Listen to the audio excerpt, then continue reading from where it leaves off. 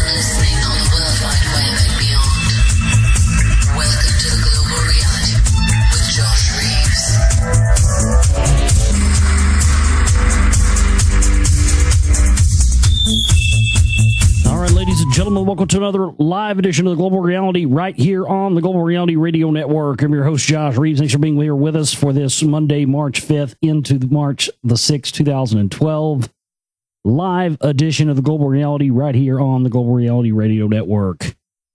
We are going to be getting into some various news items and stuff as we normally do. Not a lot of news, really. Normally on the weekends and stuff, or the weekends we have a lot of stuff pile up, and Mondays are generally always a full news day. We really don't have a whole lot tonight, so we'll get into what we have, but we do have a lot of emails. I want to get through all those tonight as well, and we'll also be reading in our continuing series of reading from Zechariah Sitchin's The End of Days. And, you know, I always have to give this disclaimer, and I always have to give it again because I literally gotten emails about it in the past couple of days. And I love it. You know, I've gotten emails from people that have been saying that they've been listening to my show for years and that they're no longer going to listen to my show because of this stuff that I've been reading and talking about lately. And you know what, to be honest with you, if you're that close-minded that it bothers you so much that I get into this, and that's the whole reason why I'm getting into it, is because this stuff has just always been the type of stuff that just seems to push people's buttons the worst. When you bring it up and it seems to just really get people pissed off. So that's been always one of the reasons why I've wanted to dig into it. You know, it's always generally the stuff that makes people uncomfortable that when you really dig into it ends up being the most, you know, profound and really deep and important stuff. So again, you know, I'm not reading this stuff or getting into it as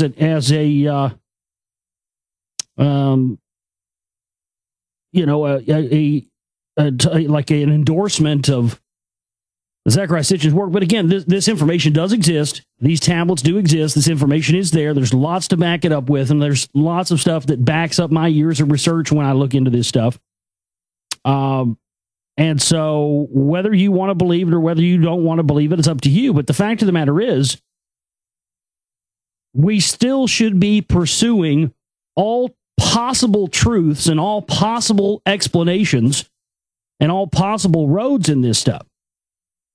And again, my show is, I mean, you know, I don't do this to provide you with all the information and everything there is to know. I do this as a documentation of what I'm looking at and what I'm trying to find. You know what I mean? And so a lot of these routes that I invariably started going down, that's what people don't understand. I only got here because of the CMP stuff, meaning I only got to the interest in, you know, the ancient Sumerian stuff and the ancient societies, and now even the stuff I'm moving towards more into the Rockwell stuff. I only got into this because of the web of lies that I untangled regarding the phony conspiracy truth movement, the Council for National Policy, that whole end of it. And as I kept digging and I kept digging, this stuff led me to the priest class. It led me to these people to oh my God, religion really has been controlling more things behind the scenes through the years that we've ever been able to even know or have been told. Because it always struck me as odd that the people like Alex Jones and others never pinned the whole worldwide power structure to the religious hierarchy, the priest class, the systems of control. There was always, bankers and Jews, and that's it, and don't look any farther. So I only got to this point of looking into this stuff that I am now because the same thing would happen to you if you really, really were wanting to dedicate your life to researching something. And that's what I've done. So I'm not getting into this stuff because this is necessarily the area I want to be at. It's only the area that this research has directly taken me, because as I've gone back and back and back and looked into the history of the groups, and then you find the bloodlines, and then you find out, okay, where did this religious stuff come from? And I think the probably, if you're one of those people who's not liking this stuff, or you don't really kind of see where it connects, do yourself a favor and go back and listen to if you haven't listened to it, go back and listen to my reading of William Bramley's The Gods of Eden, because in that reading there was really a lot of the stuff that ties into the geopolitical things, and that book was really revelatory for me in a lot of areas. So that's one to definitely look at. But again, I want to make that crystal clear. I only got to this point of looking into the origins of religion, the origins of control and power. And inevitably, that led me, the farther I went back and back and back, it led me into this when you find out, you can go to things like the Library of Congress, you can go to the most mainstream things there are, will say that the Sumerians had a civilization literally overnight that nobody can explain. They literally, in one try, one shot, had a perfect working society. And that was, even not even having any preconceived notions about why that is, that was enough for me to want to dig and look at everything and see the possibilities of why that was. It didn't just happen for no reason, and it didn't just happen as a coincidence. So, if you want to know why I'm reading this Zechariah Stitches of why I'm giving, it's because, why not? It's because, everybody wants to dismiss this stuff, but nobody wants to take the time to go through it and have a conversation and decide what's what and what's not. I think a lot of it's bunk. I think a lot of it isn't. But what I feel that I bring to the table personally by reading this stuff is I bring my almost 20 years of research to the table reading this. And so it gives a unique perspective to people and to myself, because I'm able to cross-reference all the years of stuff I've researched in my head with the stuff that we're reading, and so, have a more accurate way to base whether or not the pieces of information we're looking at and what we're reading from are relevant and what isn't. And I think a lot of it is relevant. I think that there's no question to me, regardless of whether or not you believe in this Anunnaki stuff or what you have, there's no question. How do you explain the fact that you can see it if you really research it. There were multiple entities, people, whatever you want to call them, going around all over the world and setting themselves up as gods. And then when each area had their little power structure, they would send people to go and fight. The idea of that happening, and when you see that happening, that's pretty clear what the real story is. So I'm sorry that for whatever reason you're stuck in. Most of the time, these people are stuck in it. Whether they'll say they aren't, a lot of them will say they aren't up and down the wall. Bullshit. You're hiding it from people. A lot of you have some pre-existing programming, religious programming, probably dating back to when you were a kid, that just somehow, no matter how much you learn or how much you know, you can't break through it. A lot of people are like that. And so, if you can't see why this stuff is relevant to all the other information, including the CMP stuff, well, let me read you an email here, and I'll read you my response back to it, what gave me this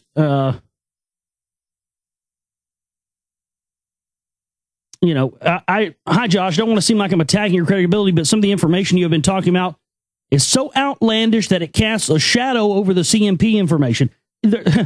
No, it does not cast a shadow over it. It directly relates to it. And if you're too close-minded to see that it directly relates to it, that's your problem, not mine. Maybe you need to actually, instead of listening to my show or somebody else's radio show or watching somebody else's film, why don't you quit doing that and go spend the time researching this stuff on your own? That's the problem. Either you have good intentions, but this inner Earth Ark, the Covenant on the Moon, Anunnaki shit is just ridiculous. Why is it ridiculous? Give me a reason. See, that's the thing. You won't give me a reason why it's ridiculous. You won't give me a reason why I shouldn't talk about it. You're just talking out of your ass. Yeah, well, you're just talking out of your ass. You're fucking scared of something. And to be honest with you, I take that when somebody tells me not to talk about a particular subject, that just makes me want to dig into it and look further. And it definitely makes me think that that person that's saying that to me is not somebody I should trust. So, you may have been listening for a long time and whatever have you, but, if you don't have the ability to be able to look into things for yourself, or at least provide counter references to things I'm talking about, I don't have time for you. That's just the way it is.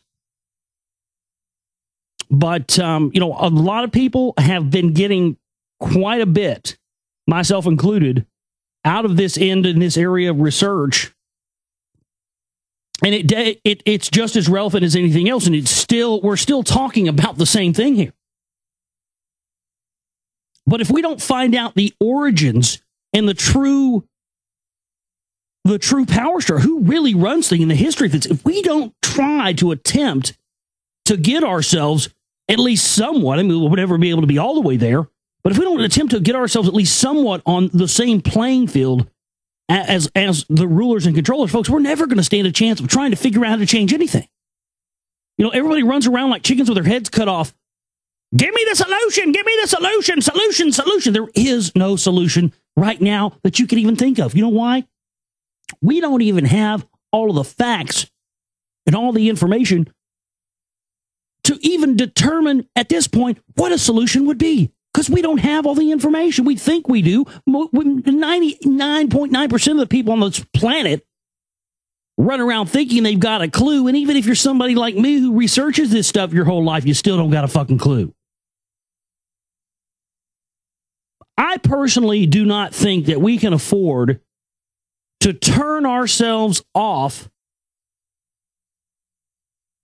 to anything which actually does have at least some evidence to back it up. And I think there's a lot of evidence to back up a lot of this stuff. So, you know what? There are plenty of radio shows out there of people who will do shows all day long. In fact, all of them really, except mine, who won't talk about this stuff. So why don't you go listen to one of those shows? For the rest of you, thank you for continuing to be here. And thank you for having a head on your shoulders where you can understand this stuff for yourself. Again, nobody's asking you to join a religion or take on a particular belief. But we have to be exploring all the angles, all the ends, and all the possibilities. Otherwise, we can never hope to form any kind of an idea of what a solution will be so long as we're still operating on limited information. That's a fact. So no, I will not stop going into this area of information. I will not stop going as deep or as crazy or as kooky or whatever else you want to call it as it takes. Because let me tell you something. This stuff is a lot crazier and a lot kookier than you think it is. And let me tell you something else. A lot of you people out there, a lot of stuff, there is a lot of things that even people in the research community think is bullshit that is not. Why don't you take the time to talk to some of these people who've been over, in Iraq and Afghanistan. I guarantee I haven't talked to a one of them yet who hadn't told me some shit that backs up everything that I say. I mean, literally. I've known people that are over there, and they have told me that, yes, they're looking for antiquities over there. Oh, yeah. That's part of it. That's the big money. That's the big game, baby. Hell yeah, they're hunting for old stuff over there, looking for stuff over there. Yeah, absolutely. I have talked to armed men and women who've been in the armed service, who have been in Iraq and Afghanistan, who have told me that, yes, they are in antiquities acquisition first and foremost. Absolutely. Now put that in your pipe and smoke it. So,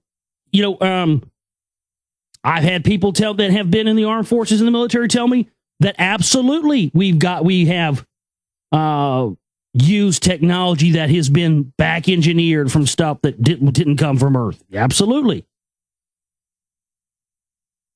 I've also had people who've, told me stories about, seeing all manner of things in the sky and on the ground and walking around. I mean, folks, you can have disbelief all day long about the things that you can't absolutely positively prove. But let me tell you something. Just because you absolutely positively can't prove something with pictures and videos and everything else does not mean that it does not exist. And there's been this mindset that has taken over the people of the technological, generation, where they honestly believe and think that everything that can be known can be distributed in a hot link.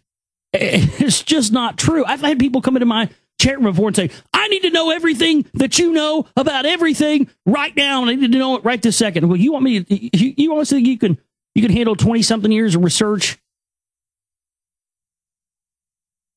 Just boom, one shot? No, it's not. It doesn't work like that. Your brain has to acclimate slowly to this stuff over time, and my brain is acclimated to it a million times over. Every time you learn some new information, your perception changes and everything changes yet again. It's like a reset button. There are so many more things that are real and are true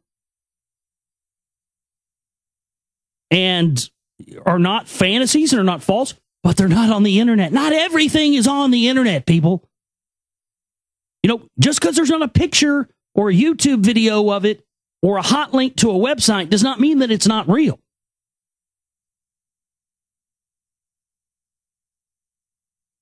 But people have become so accustomed to everything being at their fingertips of the internet that sometimes when you talk about things, look, they scrub stuff off the internet all the time. There are things that I have talked about on the show in the past, had pages of.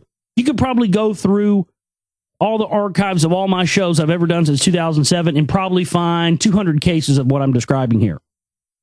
But literally, I have talked about news stories or articles or whatever and read them on the show before and talked about them, and then you go back and try to find that later, and it's gone. I've had people do that. People said, oh, hey, I heard you talk about, such and such on some show 2 years ago, and I went to try to look that up, and I couldn't find anything on that. Would you happen to know where the link is? And I'll go pull up my bookmark, and boom, it'll be gone. There was, prior to Chuck Baldwin running for a third-party presidential candidate last election, there was stuff all over the web about Chuck Baldwin being a CMP member. I actually remember specifically in about 2007 there being some stuff that had connected Ron Paul and had connected Ron Paul to the CMP directly. Guess what? Scrubbed from the internet. All the Chuck Baldwin stuff, connecting to the CMP, all the stuff. This was right around the end of 2007 when I was first starting to research the CMP. And this stuff got scrubbed from the internet. And there's been a lot of stuff out there like that. There has been stuff that's been on the internet for a period of time. I'll go read it, remember it, or find it in some research. And then, biff, bam, boom, somebody like me figured out that it was out there. I'll talk about it on a radio show. And then they'll take it off the internet and you go look for it and you can't find it. And it makes me look like an idiot. And I can't tell you, I've seen it happen a couple of hundred times. And anybody who's done any kind of research on this stuff, any of these topics for any period of time will tell you that it's absolutely true that they absolutely do scrub things from the internet after periods of time, and it does become harder and harder to find certain pieces of information. But that's why I think it's important to do these radio shows and stuff like this, because it documents this stuff and it puts it down on a permanent record, so that years later, because we don't know. I mean, we don't know what they're going to do in the future with the internet, with everything going digital. It just really sets up, the flip side of what I was saying a minute ago, how this generation thinks that everything can be hot linked and everything can be found on the World Wide Web, in a link or a video or a picture or something. It's just not true. But what that's set up is this thing where if all that was to go away, let's say, massive EMPs, coronal mass ejection wipes out all the computers on there. We're going to lose movies and music and books and all kinds of important data, because we're just not making hard paper copies of everything. We're putting everything in the computer world now. And if that gets wiped out, folks, if they decide to take down the internet or lose everything, there's going to be information that's lost. I'm glad that we're able to get this stuff down. I always suggest to people, to take hours of these archives. Go and buy, if you have blank DVDs, take these shows and go to archive.org, go through and start making yourself hard copy DVD backups of all my shows and stuff that you can find. Because it's just one of those things where it's good to do. It's good to do that, because if one day they were to go through and just start wiping things from the internet, unless you have recordings of shows like mine or other data sources, a lot of stuff that has happened that these people have done that document the history of their achievement of their grand master plan is going to be lost for the coming generation. So that's the thing that I think we all have to be thinking about, is that, getting this stuff on the permanent record and getting it down and making films and doing radio and stuff about it is important, because, I mean, who knows what's not going to be available? Who knows what's not going to be available to find out there years from now? Thanks to everybody out there for being with us here tonight for this Monday edition of the show. My website where this broadcast originates from is theglobalreality.com. It's theglobalreality.com. And there you'll find everything pertaining to my work. We've got the links to listen to the stream up there. And the stream runs 24 hours a day with all kinds of archives, every stuff like that. We've got news and information up there that we cover. All my documentary films. We have the Buy SR2 tab where you can buy the See Right Volume 2 on Blu-ray and DVD. And you can get the research packs, the packs with the soundtrack, all that stuff, different packages up there. Please get those and support our work that way. We also have the fundraiser, chip-in banners. The one for the bills for the month is there. Underneath that, we have the one for the Rockwall film budget. And we're trying to reach that goal this month. We need that to reach that over the next few weeks, just here in March, so we can get our preliminary shooting for the Rockwall film done and going out on location and shooting a bunch of stuff. So we've got to get that here so you can do it that way. We also have the one-time donate button, the monthly subscription button, the P.O. box if you absolutely can't use PayPal, and the wish list from Amazon.com there if you want to pick up something on our wish list to help our work and in lieu of a cash donation. You can also, if you want to avoid fees, you can send it to my direct PayPal email address, which is dayglow76@yahoo.com. dayglow76@yahoo.com. That's the direct PayPal email address you can use. Let's get into emails here tonight. No, we've got a whole heck of a lot of news, so we'll get into that tonight as well. This is from Matt. Matt says, "Hey, Josh, I was curious in your opinion of Graham Hancock. Do you have any thoughts on him as a researcher?" Well, I don't have anything negative to say about Graham Hancock. I mean, is that what you mean? I mean, do I have any kind of, because sometimes people ask me about certain researchers and they, They think I have the dirt on everybody, and I don't have dirt on everybody, but I do have some dirt on a lot of people. But no, I mean, I think he's put out some good stuff. Yeah, I've read a couple of his books and seen some videos and stuff he's been in. I mean, I kind of sometimes wonder where guys like that get their funding and that kind of thing. But you just got to take what you can use and do your own research. But my thing is if you're doing your own research, you won't ever have to ask anybody if so and so is trustworthy or anything else. You know what I mean? You'll know from doing your own research because you'll find stuff that doesn't jive with what you found. But that doesn't always mean that person's wrong, or it could mean that you're wrong, could mean that you're right. Well, that's what's always important, again, just that you're doing your own research and looking into this stuff. But I don't have any problems with Graham Hancock as a researcher or anything. I mean, maybe I should. Maybe there are things about him I don't know. But I mean, seem to be okay with me. He says, also, I was curious in your opinion of his idea put forth in his 2006 book, Supernatural. In it, he puts forth a concept that basically most of the profound knowledge found in the ancient world derives from entities contacted through entheogenic substances. What are your thoughts about this idea? Hopefully you're familiar with it. Oh, I'm quite familiar with it. Don't worry about that. Well, I tend to disagree that the profound, well, I don't know, that most of the profound knowledge came that way. I think that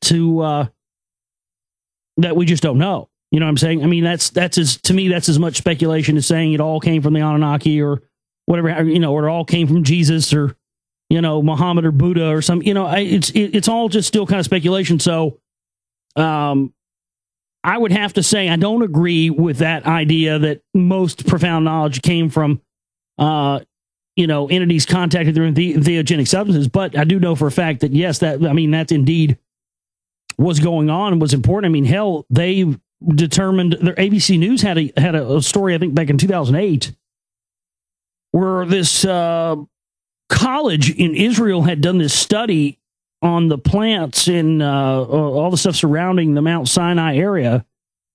And they found that all the main two types of ingredients that you need to make ayahuasca or DMT just coincidentally happened to be found in abundancy right around the area of Mount Sinai.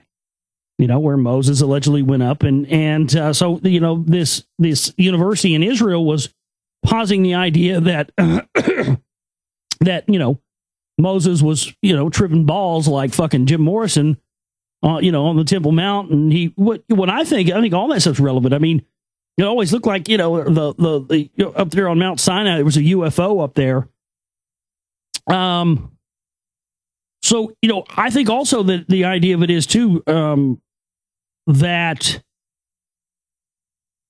somehow these hallucinogens enable you to be able to make a communications bond with some of these entities, some of them spiritual entities, maybe some of them physical plane entities. I don't know. But I think that yes, it does enable there to be a communication. I think absolutely that, just from judging from my past experiences with it, I think absolutely 100% that things like mushrooms, psilocybin, LSD, these kind. I think a lot of these things were definitely put here and as a communication device. I mean, absolutely. I could tell you for a fact. I've been under the influence of hallucinogens many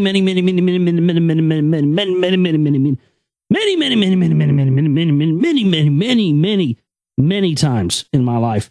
Not in a long time, but in the past. I mean, I'm an older guy now, so I don't really get into that. Not that I'm above it or anything. It's just I've had my time with that. You know what I mean? To me, it was like I learned everything I was ever going to learn from those things. So, not really any need to go down those roads again once you learn it. Because really, once you learn everything you need to learn from it, there's really not anything else to.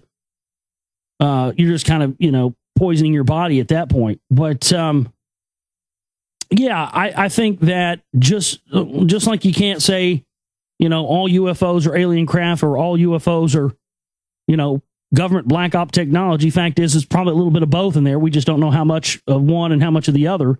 Same kind of thing there with the channeling. Yes, absolutely. People have been channeling entities from throughout the beginning of time. People still channel entities to this day. I talked about that last week. There are people, UN people are like Robert Mueller at the UN, deputy secretary. He used to be the deputy assistant secretary, I think, or something at the UN. He's a theosophist and a known channeler. They've got a theosophical temple inside of the UN.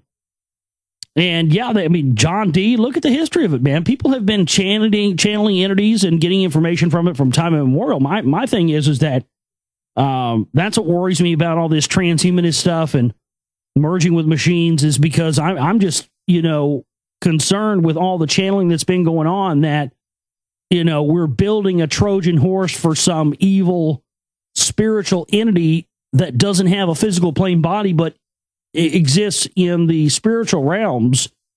I'm afraid that we're going to be building them this Trojan horse to where, we can cause their energy or their souls to enter into these machines or whatever we make, and they're going to have, rule or reign over the earth. And that may sound like kooky out there science fiction, but kooky out there science fiction is our reality now, folks. You need to wake up. It's 2012. Science fiction is here now. Just look at the news. It's here. The future is now. This stuff's not coming anymore. These transhumanists have been talking about for years how they can make, exact replicas of the human body out of machines. They have no way of making them animate.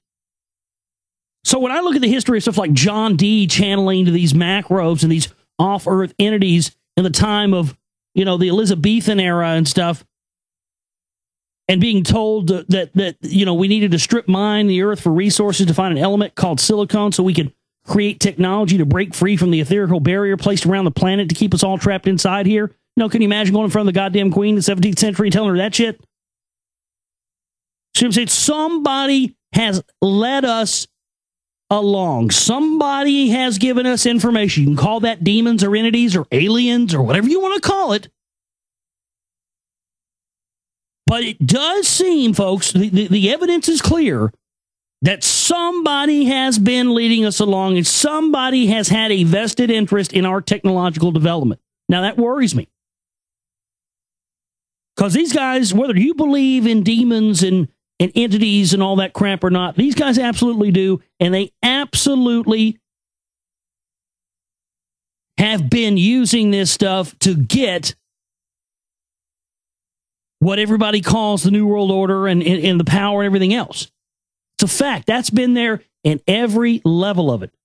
So to ignore that end of it or ignore any of it and say, oh, we're not going to look into that, that's just bunk. That's bullshit. But I appreciate your email there, Matt. Let me see what else we have.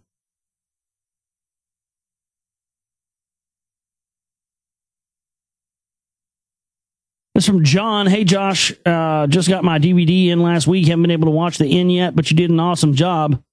Also, listen to your new Red Ice interview. Also, great job. Henrik is so nice. Well, anyway, just want to send my support your way and let you know we all appreciate you. I'm a listener in the area, so if you need any extra shovels or anything, shoot me an email.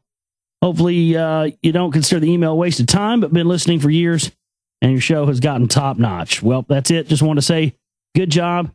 Keep up what you're doing. And you're doing a great thing. Always much love and peace, John. Thanks, John. Appreciate the words, man. See what else I have. How? Let's see.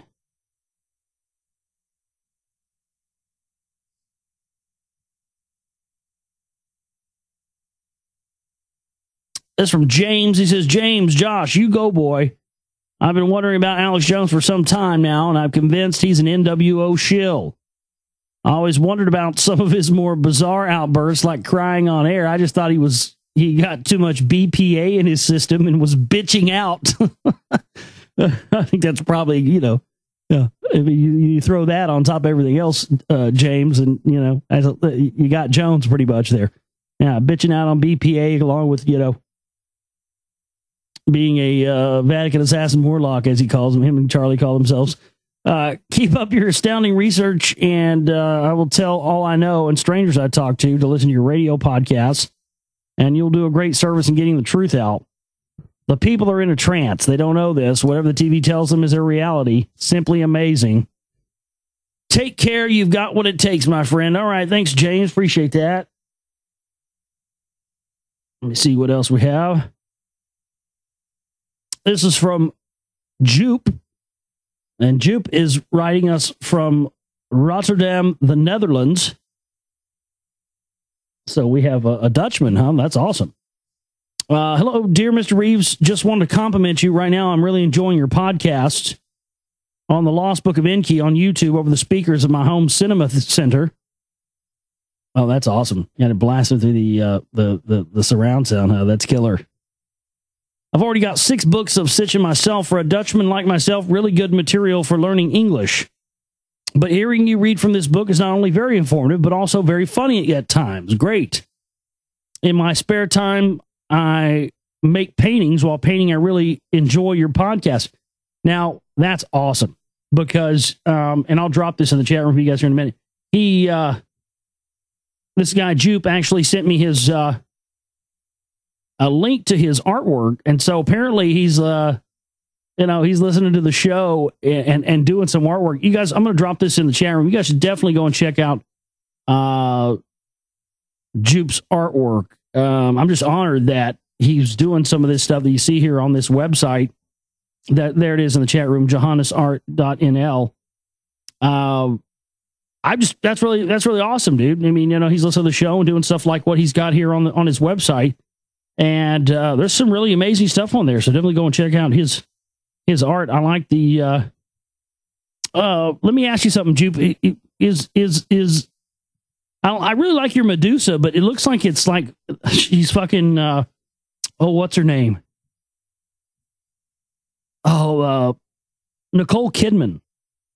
I was going to say that tall bitch Tom Cruise is married to. Yeah, Nicole Kidman. But it looks like you got a Nicole Kidman Medusa.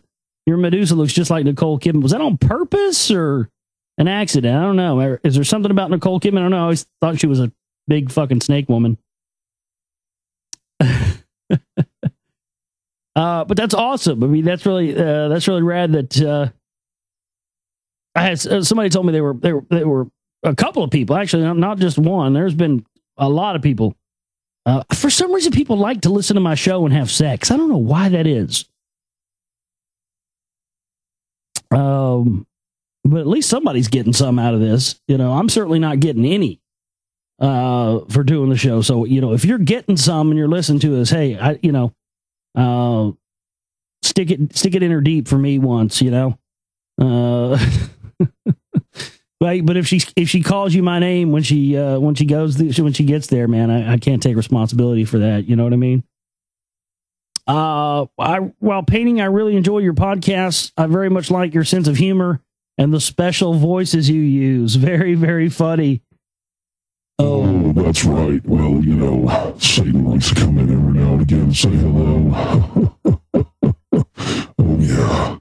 I have a feeling somebody's going to be sucking on Satan's cock before the night's over. How about you, baby? Yeah. Yeah, he always likes to come in. Also, my compliments on your website. Great stuff. Thank you very much. I will spread the word to my friends. By the way, I'm painting right now on a 3D object called Out of Oxygen, playing on Nibiru with aliens. If you like, you can check it out. It's in the part work in progress. Oh, under construction. Okay. That's awesome. That's pretty rad. Yeah, there you go. Well, thanks, Jupe in the Netherlands. My goodness gracious. Just getting to hear from people all over the world now, getting more and more people from all over the planet coming in, not just people in the United States. That's great. And keep up the great work, Jupe. I hope you do quite well with your work. I think you will. I mean, that's really fantastic stuff there. And maybe, I'll definitely drop the link there in the chat room. You never know. You might get a sale or something, But hey, if you get if somebody buys one of are your paintings expensive? Because, if they are, hey, you can always donate a kickback to the work we're doing if you want. You never know. But hey, definitely check out his work. I think it's great. So there you go. Let's see what else we have here. Hi, Josh, is from John. He says, hi, Josh, I was wondering, did you see these links? Yes, one of them I did see. The other one, I it's like a make-out thing. Yeah, I'm not really interested in that. I had never heard of Henry Maycow until it was mentioned how he and Jeff Rentz had a fake breakup on the internet. Yeah, they always have. It's right around this time every year, right around right around March. March of 2007, you had Scat Muncher, or Stadmiller, whatever the fuck his name is. Him and Jones had their blow up and all that stuff. Then you had, Rentz and Jones. Then you had Blood and Jones. Then you had, Mike Rivero and Jones. I mean, you had all these every year, right around this time. There's some, most of these guys are always the Jew guys. I mean, Maycow and Rentz are both Jew World Order guys. I mean, what are they fucking arguing about? What do they have to argue about? They both, I think the kosher mafia runs the world. So Henry Maycow and Jeff Rentz both sound like idiots, but I'm more interested in the idea of the libertarian movement being funded by the powers that be. Do you see any connections there? I know you've exposed Ron Paul and his friends in the past, but what's your take on the whole libertarian movement? The whole gold, silver buying thing is very suspicious. Thanks for the great shows, John. Well, no, you're absolutely right, John. And, it's a great question. I really, it really is a good question, because it's not something that I've really detailed or have it all detailed or gone into in regards to, the CMP stuff and the secret right and all that. But, just because I haven't talked about it, just because I haven't gone into it, doesn't mean that there isn't connections there, and there absolutely is.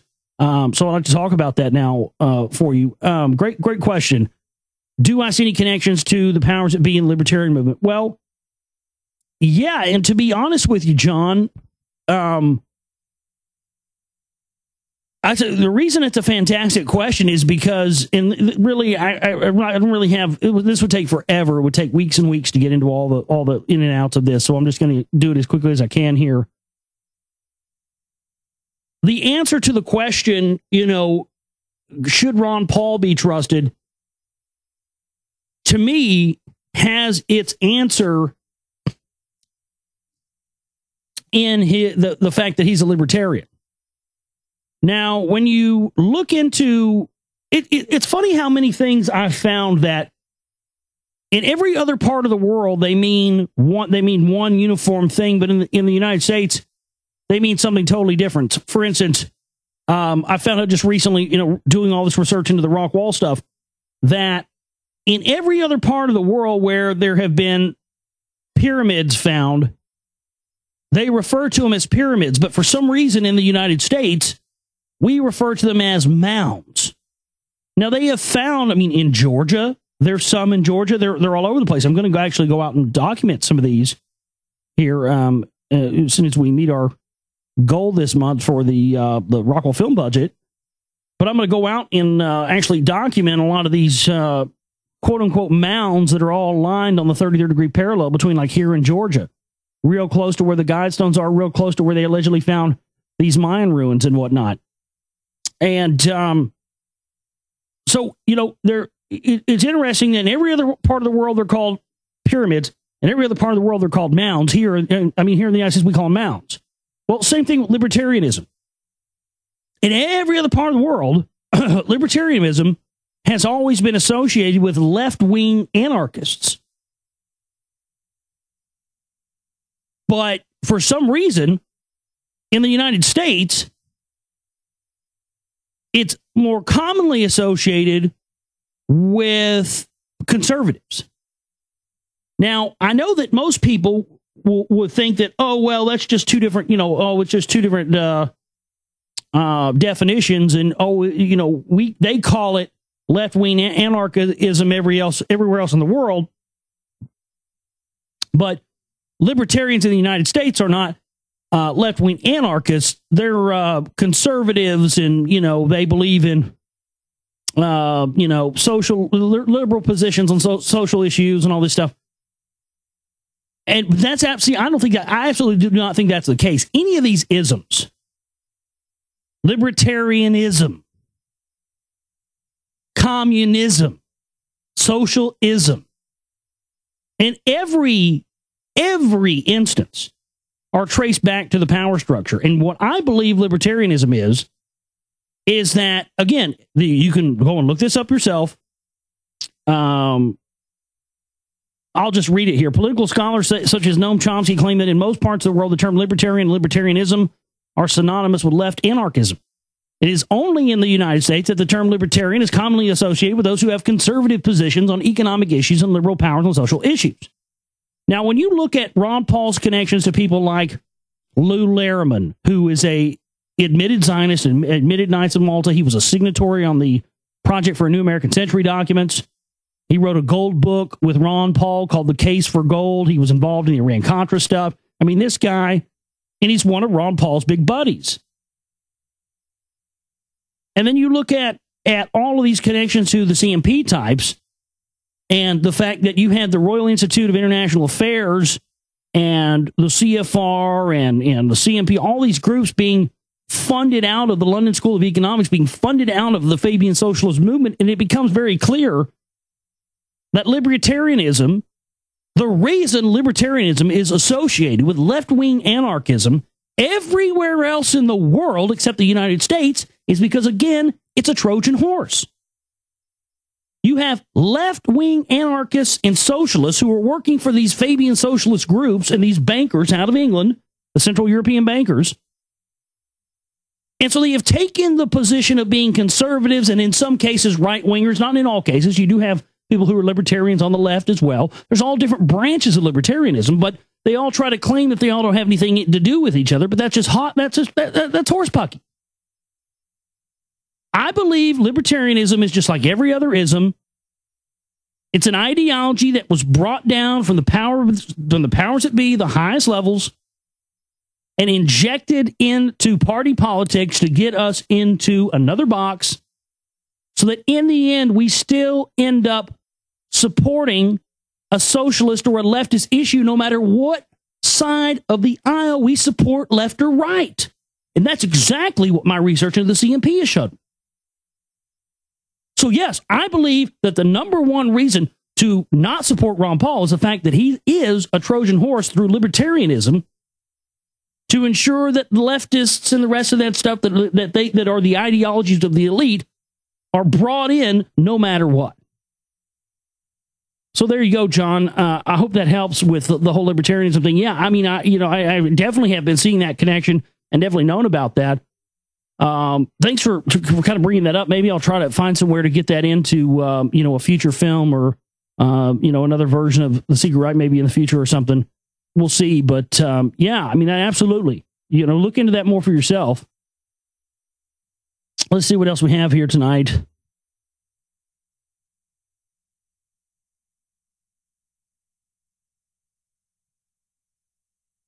I think that's probably all of it.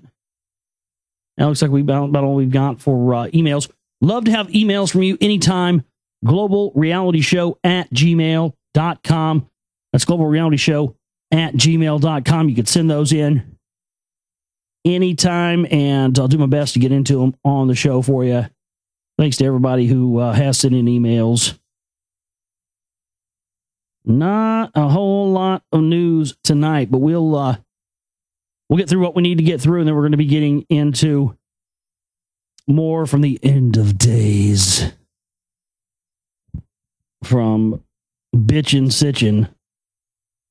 But we're going to take a break, come back, and get into more for you here tonight. This is the Global Reality. All right, back here with you on the Global Reality, right here on the Global Reality Radio Network. I'm your host, Josh Reeves. Thanks for being with us tonight. And we've got more news and information for you here tonight in this segment of the broadcast. So thanks for staying up late with us and flapping those wings if you're listening later on an archive or a YouTube video or something like that. Thank you so much for listening and tuning in as well. TheGlobalReality.com is my website. That's TheGlobalReality.com. And you can buy your copy of The Secret Right Volume 2. If you haven't got a copy of that on DVD or Blu-ray yet, please do so. And help us be able to continue and make more films and get that, just to get them out there is the main thing. Hate having all these DVDs in here and thinking they could be out there to somebody else out in the world, but we've been pretty effective. I mean, we've gotten out more copies of The Secret Right Volume 2 so far than any of my other films. So that's good news. But we just paid the bills last week, so we're kind of low in the coffers right now. So please go to theglobalreality.com and hit the chipping banner or the donate button, or dayglow76@yahoo.com if you want to send it direct to your PayPal address, however you want to do it, and help us out. We don't have commercials. We don't have banner ads or any of that stuff, and that's becoming more and more rare. Something that I just always wanted to make sure was done that way when I started the network in 2009. But boy, oh boy, little did I know, because it wasn't even that bad then. Well, I mean, I'll take it back. It was bad, but not nearly as bad as it is now. And little did I know, even in 2009, when I started that policy, of having no commercials and advertisement, not selling sponsors, have all that stuff. I had no idea to be able to tell that. I guess I probably knew it was going to, but I mean, my goodness. I mean, it's just gotten terrible now. Every website you go to, and it seems that the reason that if you guys started to realize or even like think about the fact that it seems like the more and more reason that we need more higher computing power out of our machines is just to run the internet crap, just so your machine will be able to load all of the shit that comes up on every page now. I really think that is. I think that's the only reason they've advanced us technologically this far. It's just so they have a more sophisticated way to be able to track us and to sell us shit. Because it does seem like, for instance, I've got a computer here that I use for just news stuff and recording music and stuff. And I've had it for like 4 or 5 years. And, it's a first generation quad core with like 4 gigs of RAM or something like that. And video card I put in there about a year or so ago. And even when I wipe this thing clean, it seems that it doesn't run the internet stuff as good as it used to. And I've noticed that in the past with other computers. It just seems that every time there's a bump in that, we start to see more and more and more ads and more everything else. I mean, my God, it's like everything is an advertisement now. The internet is one gigantic advertisement. And I've just tried my best and will continue to do so with the support of you, my listeners, to at least try to provide my website as a little oasis from that. I like the fact that I can go to my own website and not have to look at fucking ads and buy this now, Miracle Cream product, water filter with hemp on top of it, whatever it may be. I'm just glad we don't have to do that. But the reason we don't have to do that is because of the support of our listening audience like you out there. So please help us continue to be able to do that and support our work at theglobalreality.com.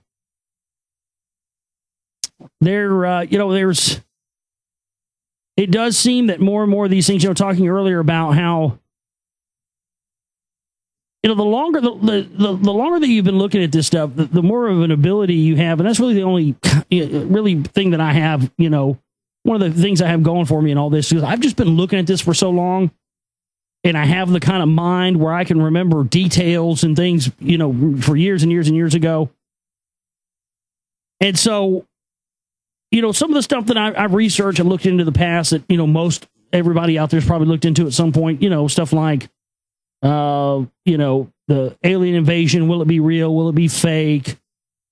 Project Blue Beam, will that be real? Will that be fake? All these things, And one of the things that I've always sort of keyed in on were the comments that were made by von Braun to Wernher von Braun to his Secretary Carol Rosin in the final days of his life, and found out subsequently through just doing my own research. I'm not free of making mistakes or free of saying, misquoting, getting information wrong, because we all do it. And what's interesting is that I've quoted things before from people that I thought were checked out, especially like the thing about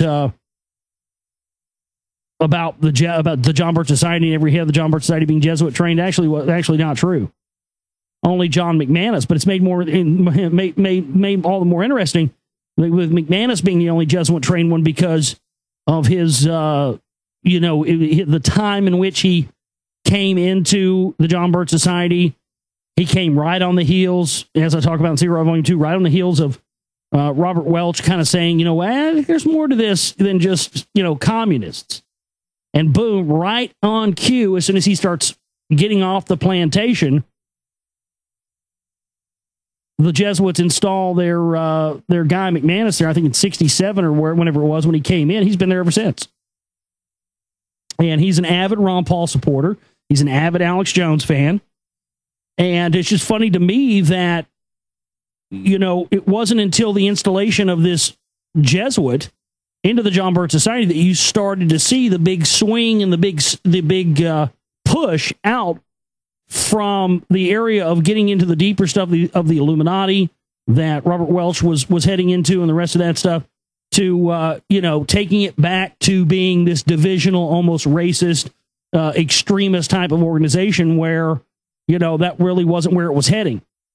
I've also misquoted stuff from von Braun in the past, which I've corrected, but that was an interesting thing going and finding out that, von Braun always gets misquoted and everybody always says that von Braun said they're going to fake an alien invasion, but that's absolutely not what he said. If you actually go and listen to the quotes and go and read and research his stuff on your own, he said that they were going to tell us that non-hostile aliens who were here to actually help us and would, by their actions, essentially end the New World Order, that in lieu of that happening, they would tell us that these extraterrestrials were hostile and wanted to invade us so that we would then weaponize space to fight them.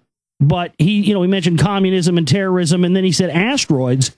And it does seem, I was talking about this with Rick in the chat room the other night, and he was saying some things, and my research backed up what he said. And it does seem that, the asteroid thing is how they're going to get the funding for the permanent space-based weapon systems, which, at least the United States anyway, has had up there for years. We've had this shit since the early 70s. But in my news gathering, so I just, I don't know. Lately, there's been a whole lot of this, threat from asteroid stuff, and I just find it highly interesting. Huge asteroid hurtling towards Earth will fly past our planet so close it will go under many man-made satellites. A 150-foot asteroid orbiting Earth called 2012 DA-14 will pass so close to the Earth it will fly under man-made satellites orbiting our planet. NASA's impact risk report said that the odds of the space rock actually hitting our planet are indeed very low. But on February 15th next year, it will pass just 17,000 miles from Earth, closer than geostationary satellites. If an asteroid of that size hit our planet, it would cause an explosion similar to a nuclear blast. And of course, that sets a whole precedent of things. I agree with the point of, yes, the threat of asteroids for, to sell us on space-based weapons, but it's kind of a game changer because the rod of God thing wasn't around in the days of, these kinetic energy weapons and stuff like that were not around in the days of von Braun, at least that we know of. And my thing is that those kind of change the whole landscape. I mean, they could send up an orbiter now, and drop this fucking thing from space. And when, from the kinetic energy it grabs from falling down to Earth, it impacts on land and leaves has the impact. Put it this way, they could drop that motherfucker on Iran right now. And you have no radioactive fallout, no nuclear signature, no anything. It's clean. And I, personally for me, when you look at the history of what these guys have done with 9/11 on and on and on, the idea of them launching one of these weapons strategically on multiple targets on the Earth and then claiming it was asteroids, then getting us to weaponize space on this phony premise that, asteroids are a threat, because I think I think they're going to play that card. I think that a city's going to get wiped out by a, air quotes, quote unquote, asteroid, which, I mean, think about it. Don't you think that's plausible?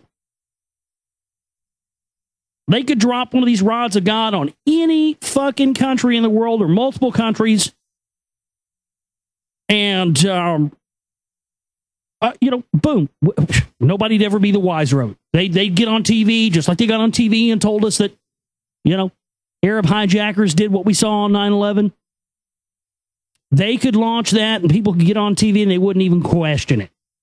Oh, it was a meteor. I saw it, because there you'd have the streak coming out of the sky, right? They drop one of those things. People would think it was, that is what they told us. Boom. They get their funding. We think, oh, it's keeping us safe. Oh, yeah, it's all about keeping us safe. Got to keep us safe from Al Qaeda. Well, got to keep us safe from the asteroids, too. You see? And that's another thing that concerns me, because, frankly, the idea of, I don't know how much water the idea of selling us on the threat of asteroids for space-based weapons has anymore, because they've already had these weapons up there for years. But at the same time, launching something like that and blaming it on an asteroid to get funding makes perfect sense when you look at everything else they've ever done. So that, it definitely does concern me. But it just seems that the asteroids and the possible threat of asteroids is in the news quite a bit. Now, I was very shocked when I saw that thing streak across the sky the first of last month. And I immediately, when I saw this thing with, 15 other people in a parking lot of a grocery store, and I knew it wasn't a meteor, but of course, immediately, it's kind of like when somebody dies, we're like, well, like Breitbart, when he died, Breitbart walks out and drops dead in the middle of the street like somebody's flipped a switch on him right after he's going to, allegedly come out with these Obama videos. And immediately, there was no autopsy or anything done, just immediately natural causes. I mean, that's a red flag. And so immediately when they had this meteor streak across, immediately they said, oh, it's a meteor. Well, apparently almost the identical thing happened. They came up with a story, we covered it a couple of weeks ago. They were, the fireballs of February, yes. A new phenomenon we've never experienced. Well, our sun is going through massive changes, and it's drawing in meteors because of the electromagnetic field of the sun. It's sucking in these meteors, and then it's ejecting them right back out. So it's just tossing meteors at us left and right, and that's why we're seeing them.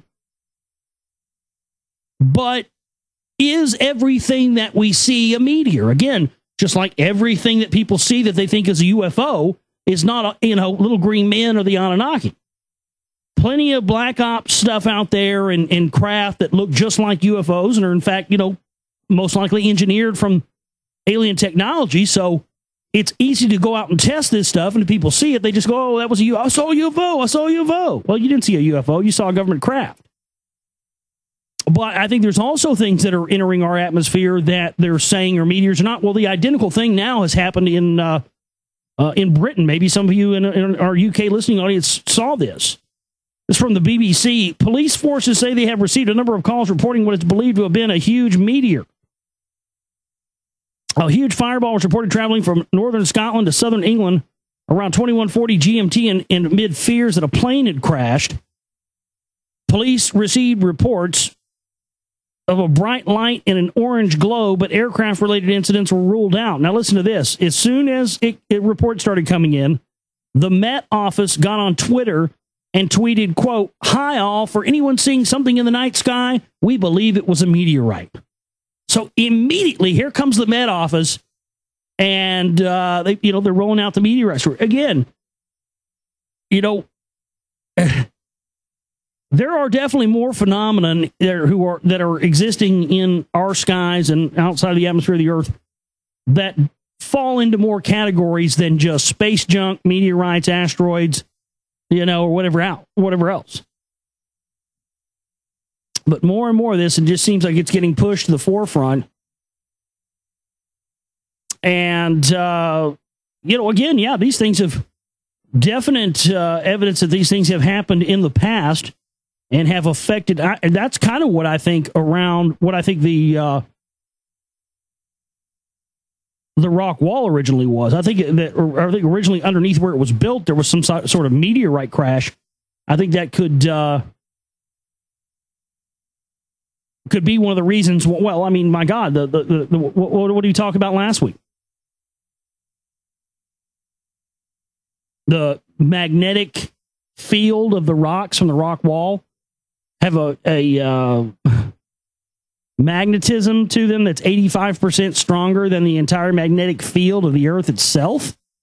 No wonder Wolf Goss from the University of Texas freaked out when he did a paleomagnetic survey on that thing. No wonder he flipped the fuck out and wouldn't allow his findings to be published until after he's dead. I mean, what do you say when you find rocks that have a magnetic signature 85% times higher than the magnetic field of the entire planet? And you wonder why they don't want anybody like me digging this motherfucker up. Well, too late now, bitches.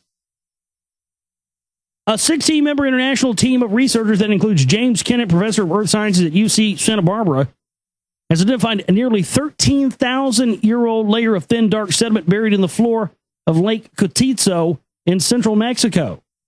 Now, that's what's interesting, dark sediment. And that's what's interesting about this area. Here in North Texas, they call it the Blackland Prairie. And all the areas up to it are all red dirt. But it seems that something, when I've speculated for many years, a massive meteorite hit this area a long time ago, and that's what turned all the stuff to black. And we know that they've built ancient sites and ancient stuff like that. We're oftentimes built around, meteorite impacts and things of that nature. And it would go to explain probably the reason why these stones have such a magnetic signature. I think it's possible they could have been made out of some, recovered meteorite or something. I know there was an ancient meteorite that was found in a rock quarry not far from where the rock wall is. The new data are the latest to strongly support of a controversial hypothesis proposing that a major cosmic impact with Earth occurred 12,900 years ago at the onset of an unusual cold climatic period called the Younger Dryas. The researchers' findings appear in the proceedings of the National Academy of Sciences. Conducting a wide range of exhaustive tests, the researchers conclusively identified a family of nanodiamonds, including the impact form of nanodiamonds called lonsdaleite, which is unique to cosmic impact. The researchers also found spherules that had colluded at high velocities with other spherules and during the chaos of impact. Such features, Kennett noted, could not have formed through anthropogenic, volcanic, or natural terrestrial processes. These materials form only through cosmic impact, he said. The data suggested that a comet or an asteroid, likely a large, previously fragmented body, greater than several hundred meters in diameter, entered the atmosphere at a relatively shallow angle. The heat at impact burned biomass, melted surface rocks, and caused major environmental disruption. These results are consistent with earlier reported discoveries throughout North America of abrupt ecosystem change, megafaunal extinction, and human cultural change and population reduction, Kennett explained. The sediment layer identified by the researchers is of the same age as that previously reported at numerous locations throughout North America, Greenland, and Western Europe. The current discovery extends the known range of the nanodiamond-rich layer into Mexico and the tropics. In addition, is the first reported for true lake deposits. In the entire geologic record, there are only two known continent-wide layers with abundant peaks in nanodiamonds, impact spherules, and aciform soot.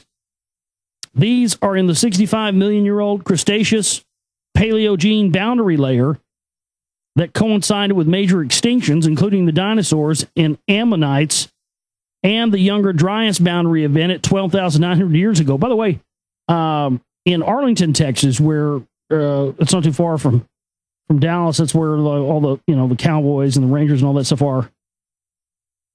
They've been doing archaeological excavations over there for years on dinosaurs and stuff. And a friend of mine actually has a friend who is doing who's been doing all that digging and stuff over there for years.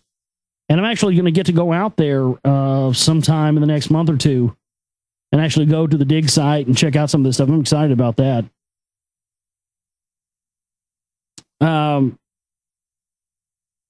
So yeah, I mean, they're finding that 12,900 years ago, which is not very far back in history, that you had an extinction level event in North America. It says that there are 65 in a 65 million year old Cretaceous Paleogene boundary that coincide with major extinctions, including the dinosaurs and ammonites, and the Younger Dryas boundary event at 12,900 years ago, closely associated with the extinctions of many large North American animals, including mammoths, mastodons, saber-toothed cats, and dire wolves. Now, wait a minute. Closely associated, a boundary event at 12,900 years ago, closely associated with the extinctions of many large North American animals, including mammoths, mastodons, saber-toothed cats. So you tell me there were mammoths, mastodons, and saber-toothed cats in North America less than 13,000 years ago?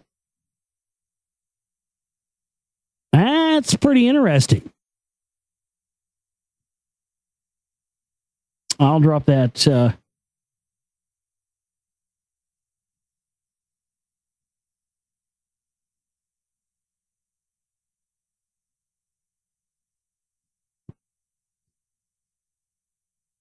Oh, did somebody finally look into that? What I've been didn't I say that on the show the other day?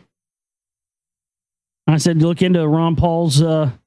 Somebody's what? Rosicrucian. Yeah, I'd like to see that. Somehow doubt that. But didn't I just say the other day on the show to look into Ron Paul's fraternity? I've been telling people that for years. If you actually go and look at the fraternity that he was into, you'll find some. You'll pretty much find everything you need to know.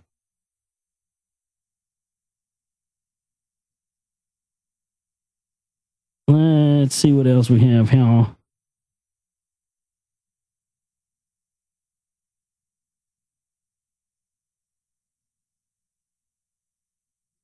attorneys for RFK convicted killer Sirhan push second gunman argument. If there was a second gunman in Senator Robert F. Kennedy's assassination, who was it? I don't know. Could have been Anthony J. Hilder. Oh, God, I got stuck in my throat there. Anthony J. Hilder. Sorry. Lawyers for the convicted assassins Sirhan claim that their client did not fire any of the gunshots that struck the presidential candidate in 1968. In their latest federal court filing, they also rule out another man some have considered the suspect, or a suspect, a private security guard named Thane Eugene Caesar, who was escorting Kennedy at the time he was shot. Attorneys William Pepper and Laurie Dusex insist someone other than their client Sirhan fatally shot Kennedy. They now say the real killer was not Caesar, a part-time uniformed officer long suspected by some conspiracy theorists of playing a sinister role in the senator's murder. Pepper and Dusex made the claim in papers submitted to a U.S. District Court in Los Angeles last week. Attempts by CNN to contact Caesar, a relative of his and a former attorney, were unsuccessful. Caesar was walking behind Kennedy and drew his service revolver as Sirhan fired his own handgun in a Los Angeles hotel on June 5th, 1968, only moments after the candidate claimed victory in California's Democratic primary election. The gunfire in the Ambassador Hotel left the senator the most seriously wounded of 6 shooting victims. Kennedy died the following day while the other 5 survived. Sirhan was the only person arrested, tried, and convicted of murdering the candidate. And, he, to this day, says the defense lawyers insist that Sirhan was hypno-programmed by conspirators to be a diversion for the real assassination in Kennedy's murder. Now, I cover this in the Secret Right Volume 2, and why that's interesting that the defense is saying that he was hypno-programmed is because of all the people, folks, who were at the Ambassador Hotel in 1968, that we know of, only one person was admittedly learning how to do hypnosis, taking lessons from Hollywood hypnotist Gil Boyne, Anthony J. Hilder. Hilder admits that he was visiting. He admitted this on my fucking show, folks. You can hear it in The Secret Right, too. He admitted on my show that he was at the Rosicrucian Center in L.A. days before Robert Kennedy was assassinated, and that Sirhan Sirhan was a Rosicrucian and that he was at that same center.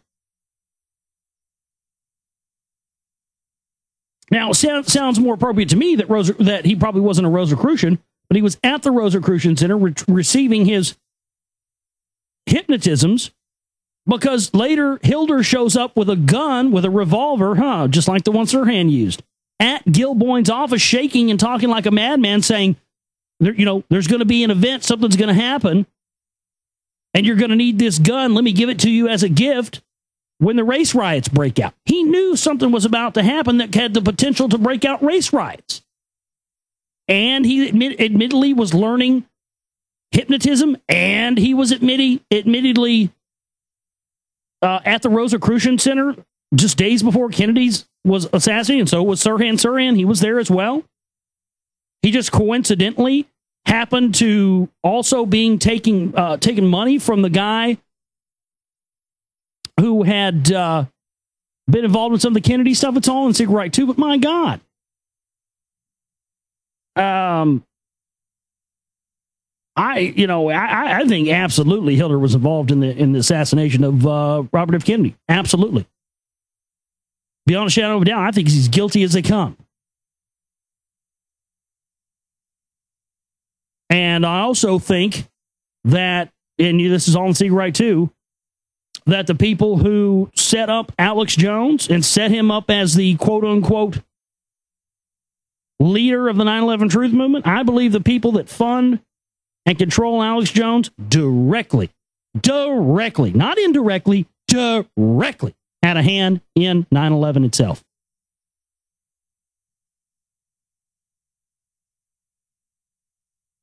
That is what J. Edgar Hoover referred to as the conspiracy so monstrous the man being handicapped by a conspiracy so monstrous he dare not believe it exists. That's it, buddy. That's it right there.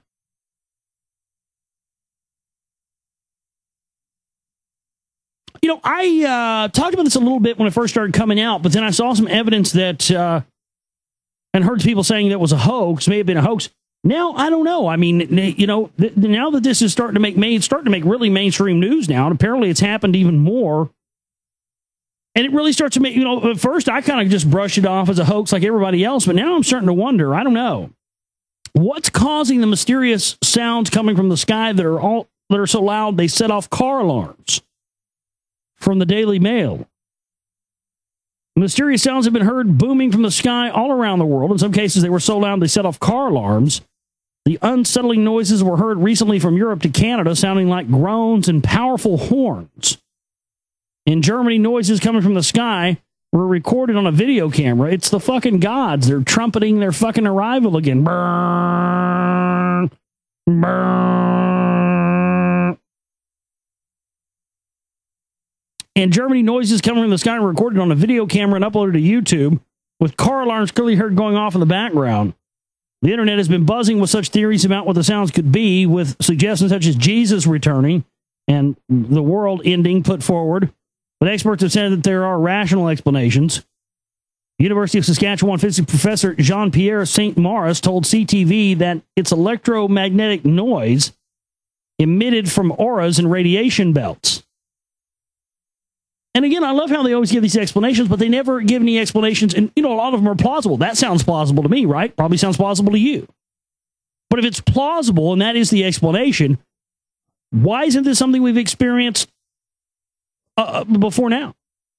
Obviously, we've experienced auroras and radiation belts before now, but why all of a sudden are now they're emitting this sound? I mean, okay, fine. That's your explanation. That's what you're telling it is. That's fine. But again, why hasn't it been happening before now? That's why it leads people to believe it's more than what they're telling us. Geoscientist David Deming from the University of Oklahoma, meanwhile, has previously written about a phenomenon called the hum, a mysterious and untraceable sound that is heard in certain locations around the world by 2 to 10% of the population. Okay, well, see, now, again, there's another classic case of that. Mixing things up, mixing things together that don't need to be mixed together. That cognitive dissonance. You see, I don't think that what the hum, the quote-unquote hum, the mysterious, untraceable sound heard in certain locations around the world by 2 to 10% of the population, I don't think that's the same thing as these strange noises being heard coming from the sky. But in everything that I've seen put out about these noises, people have always gone back to the hum and associated that with it. Now, the hum, from what I understand, has emanated from these electromagnetic low-frequency wave producers like HARP and ELF towers and Gwyn towers and all that stuff. But to say that's the same thing as this, I don't think that's the same phenomenon. It's two different phenomena. It's just like, people think that everything streaking across the sky that's not a meteor or an asteroid or a plane has got to be a UFO, when in some cases, when you look at the things that have been captured from, like Story Musgrave on the space shuttle and space stations, I mean, there's stuff that's swimming around in the outer atmosphere that looks alive, that look like, protozoa and little sperm and things swimming, not ships, but like creatures. We just don't have all the facts, folks. And, when we only have one or two explanations, you ever notice how everything only has one or two explanations and everything is supposed to fall into that category? And if it doesn't, it's not quantifiable. It just doesn't make sense.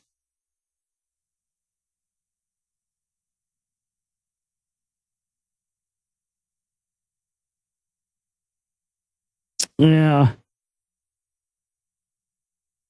Here's another one that's interesting that to me ties in with the rock wall stuff. The origin of organic magnets. That's the other thing about the rock wall that they can't explain, is the fact that all these rocks have are they're what they call permanent magnets. They have permanent magnetism.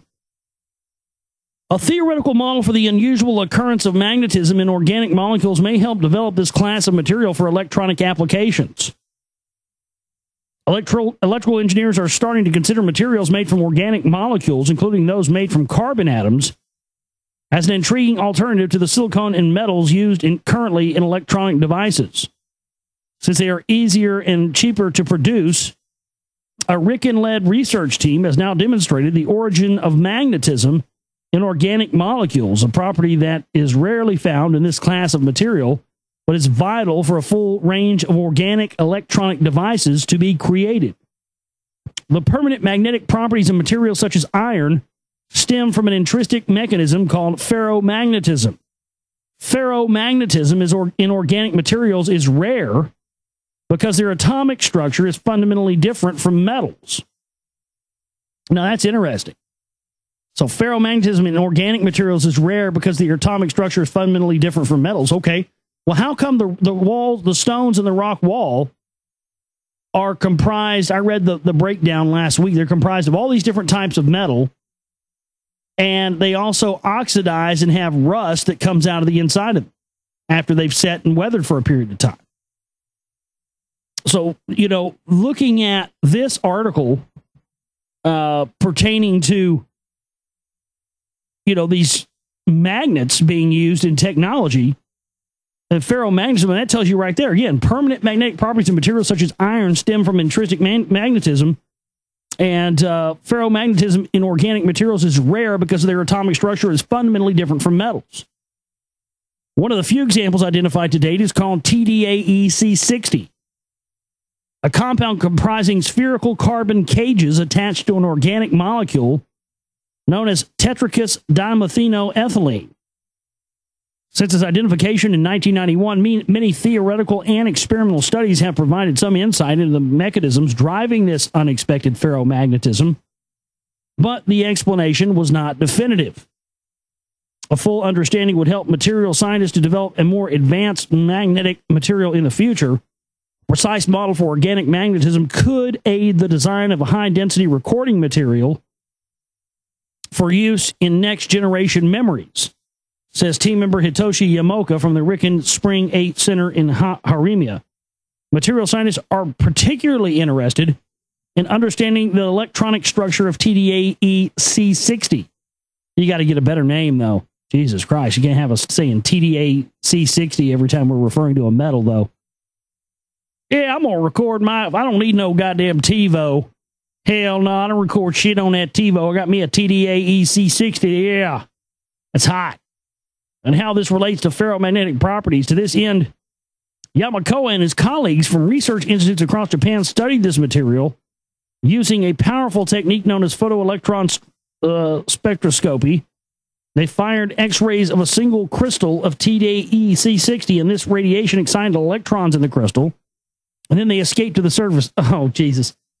You guys are just now figuring this out? The Lemurians knew about this shit thousands of years ago. Yes, you can record data,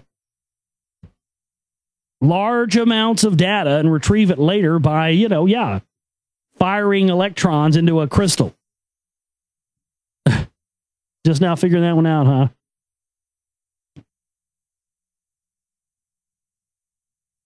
I talked earlier about the origins of libertarianism, how it's an extension of, the Fabian socialists who control all the groups left or right. Interesting article out of the London Independent. Where are all the libertarians coming from? There's a silent revolution happening on campuses across the world. Libertarian activism is on the rise. Political figures like Ron Paul have started to draw huge support from younger voters.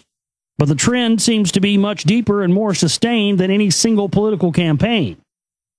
Rather than simply throwing support behind individuals and politicians, students are rallying around distinctly pro-liberty ideas and ideologies. The U.S. has even been at the forefront of this change, even discounting Ron Paul drawing huge crowds to his rallies. Purely ideas-based organizations like Students for Liberty have grown rapidly. So this is going on all over the world. And again, when you see the idea that throughout the world, libertarianism is always associated with left-wing anarchism, and then you think about the idea that this world libertarian movement is happening on campuses and happening with young people, and then you coincide that with the fact that so many white supremacists, are also anarchists and punk rockers and the rest of that stuff, it does become pretty clear that, this libertarianism is hiding as the new cool revolutionary thing to be behind. But in the end, just like every other movement, just like the 60s peace movements and all that stuff, it is just another mechanism of the control system that's going to lead us right back to square one where we started from. That's it. Well, not a lot of news tonight on the platter. Kind of slim for a Monday. Maybe there'll be more tomorrow, but we got some reading to do tonight for you from Zechariah Sitchin's The End of Days. We're going to be picking up where we left off last time. And thanks for being with us here tonight. All right, back here with you on the Global Reality, right here on the Global Reality Radio Network. Thanks for staying up late with us tonight for another late night Moonbat edition of the broadcast. We're going to be jumping into right now our continued reading of Zechariah Sitchin's The End of Days. Picking up where we left last time, my website, theglobalreality.com. It's theglobalreality.com. My email address is globalrealityshow@gmail.com. There it is. All right, let's get into this now. Cyrus, some historians attach the epithet, the Great, to his name, consolidated into a vast Persian empire all the lands that had once been Sumir and Akkad, Mari and Mitanni, Haiti and Elam, Babylonia and Assyria. It was left to his son Cambyses to extend the empire to Egypt. Egypt was just recovering from a period of disarray that some consider a third intermediate period, during which it was disunited, changed capital several times, was ruled by invaders from Nubia, and had no central authority at all. Egypt was also in disarray religiously, its priests uncertain who to worship, so much so that the leading cult was that of the dead Osiris, the leading deity, the female Neith, whose title was Mother of God, and the principal cult object, a bull, the sacred Apis bull, for whom elaborate funerals were held. Cambyses, too, like his father, was no religious zealot and let people worship as they pleased. He even, according to an inscribed stela now in the Vatican Museum, of course, learned the secrets of worship from Neith and participated in a ceremonial funeral of an Apis bull. Now think about that. way before Christianity, way before Catholicism, way before Judaism, way before any of this stuff, right? And, there it is. We were worshiping the bull, Baal, thousands of years ago. And again, no, where is that artifact now? Of course, it's in the Vatican Museum. Yeah, of course. For those people out there that try to say that, there's no connection to the Vatican and this, the ancient Sumerian stuff and the ancient societies that had to do with the Anunnaki. There's plenty to do with it. Believe me. There's no coincidence why they hold those, those artifacts as being important. I mean, hell, if you've seen my Reality of Illusion film on the Norway Spiral, there's a news clip in there where they talk about a lot of the artifacts that were looted from the Baghdad Museum. Guess where they showed up at? They showed up at the Vatican. They showed up in Rome. Yeah, they just happened to they just conveniently found their way to the Vatican after being looted by special forces. Yeah. You understand? It's a historical fact that the special forces to this day started with the Knights Templar. It's a fact. I didn't know that until 4 or 5 years ago. It's an absolute fact. I mean, this is admitted mainstream scholarly work that our modern day special forces originated from the Templars. These religious laissez-faire policies bought the Persians peace in their empire, but not forever. Unrest, uprisings, and rebellions kept breaking out almost everywhere. Especially troublesome were growing commercial, cultural, and religious ties between Egypt and Greece. Much information about that comes from the Greek historian Herodotus, who wrote extensively about Egypt after his visit there, circa 460 BCE, coinciding with the beginning of Greece's Golden Age. The Persians could not be pleased with those ties, above all because Greek mercenaries were participating in the local uprisings. Of particular concern were also the provinces in Asia Minor, what is present-day Turkey, at the western tip of which Asia and the Persians faced Europe and the Greeks.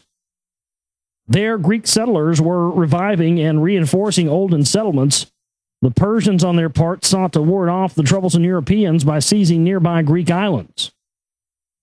The growing tensions broke into open warfare when the Persians invaded the Greek mainland and were beaten at Marathon in 490 BCE. A Persian invasion by sea was beaten off by the Greeks in the Straits of Salamis a decade later, but the skirmishes and battles for control of Asia Minor continued for another century. Even as in Persia, King, I just didn't, some of the way that he words sometimes, it just doesn't, it's not English. I don't think Zechariah could speak English very well. Even as in Persia, king followed king, and in Greece, Athenians, even as in Persia, king followed king, and in Greece, Athenians, Spartans, and Macedonians fought one another for, it just drives me crazy to just have to say those words wrongly. It just pisses me off.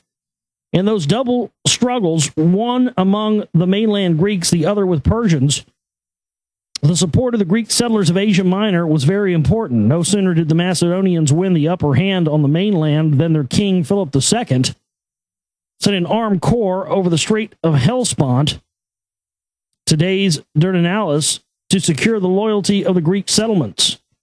In 334 BCE, his successor, Alexander the Great, heading an army of 15,000 strong, crossed into Asia at the same place and launched a major war against the Persians. Alexander's outstanding victories and the resulting subjugation of the ancient East to Western Greek domination have been told and retold by historians, starting with some who had accompanied Alexander, and need no repetition here. What does need to be described are the personal reasons for Alexander's foray into Asia and Africa. For apart from all geopolitical or economic reasons, for the Greek-Persian Great War, there was Alexander's own personal quest. There had been persistent rumors in the Macedonian court that not King Philip, but an Egyptian god, was Alexander's true father, having come to the queen Olympias disguised as a man, with a Greek pantheon that derived from across the Mediterranean Sea and headed, like the Sumerian 12, by 12 Olympians, and with tales of gods, myths that emulated the Near Eastern tales of the gods. The appearance of one such god in the Macedonian court was not deemed an impossibility. With court shenanigans that involved a young Egyptian mistress of the king and marital strife that included divorce and murders, the rumors were believed first and foremost by Alexander himself. A visit by Alexander to the oracle in Delphi to find out whether he was indeed the son of a god and therefore immortal only intensified the mystery. He was advised to seek an answer at an Egyptian sacred site. It was thus that as soon as the Persians were beaten in the first battle, Alexander, rather than pursuing them, left his main army and rushed to the oasis of Siwa in Egypt. There the priests assured him that he indeed was a demigod, the son of the ram god Ammon. In celebration, Alexander issued silver coins showing him with ram's horns. But what about the immortality? While the course of the resumed warfare and Alexander's conquests have been documented by his campaign historian Castaphiles and other historians, his personal quest for immortality is mostly known from sources deemed to be pseudo-Calisthenses or Alexander romances that embellished fact with legend, as detailed in The Stairway to Heaven. The Egyptian priests directed Alexander from Siwa to Thebes. There on the Nile River's western shore, he could see in the funerary temple built by Hatshepsut the inscription attesting to her being fathered by the god Ammon when he came to her mother disguised as the royal husband, exactly like the tale of Alexander's demigod conception. In the great temple of Ra-Ammon in Thebes, in the Holy of Holies, Alexander was crowned as a pharaoh. Then, following the directions given in Siwa, he entered subterranean tunnels in the Sinai Peninsula, and finally he went to where Amun-Ra, alias Marduk, was, to Babylon. Resuming the battles with the Persians, Alexander reached Babylon in 331 BCE and entered the city riding in his chariot. In the sacred precinct, he rushed to the Esagil Ziggurat temple to grasp the hands of Marduk as conquerors before him had done, but the great god was dead. According to the pseudo-sources, Alexander saw the god lying in a golden coffin, his body immersed or preserved in special oils. True or not, the facts are that Marduk was no longer alive, and that his Esagil Ziggurat was, without exception, described as his tomb by subsequent established historians. According to Diodorus of Sicily, whose Bibliotheca Historica is known to have been compiled from verifiable, reliable sources, scholars called Chaldeans, who have gained a great reputation in astrology and who are accustomed to predict future events by a method based on old age observations, warned Alexander that he would die in Babylon, but could escape the danger if he re-erected the tomb of Belus, which had been demolished by the Persians. Entering the city anyway, Alexander had neither the time nor the manpower to do the repairs, and indeed died in Babylon in 323 BCE. The 1st century BCE historian geographer Strabo, who was born in a Greek town in Asia Minor, described Babylon in his famed geography, its great size, the Hanging Garden that was one of the 7 wonders of the world, its high buildings constructed of baked bricks and so on, and said this in section 16I5. Here, too, is the tomb of Belus, now in ruins, having been demolished by Xerxes. As it is said, it was a quadrangular pyramid of baked bricks, not only being a stadium in height, but also having sides a stadium in length. Alexander intended to repair this pyramid, but it would have been a large task and would have required a long time, so that he could not finish what he had attempted. According to this source, the tomb of Bel-Marduk was destroyed by Xerxes, who was the Persian king and ruler of Babylon from 486 to 465 BCE. Strabo in Book 5 had earlier stated that Belus was lying in a coffin when Xerxes decided to destroy the temple. In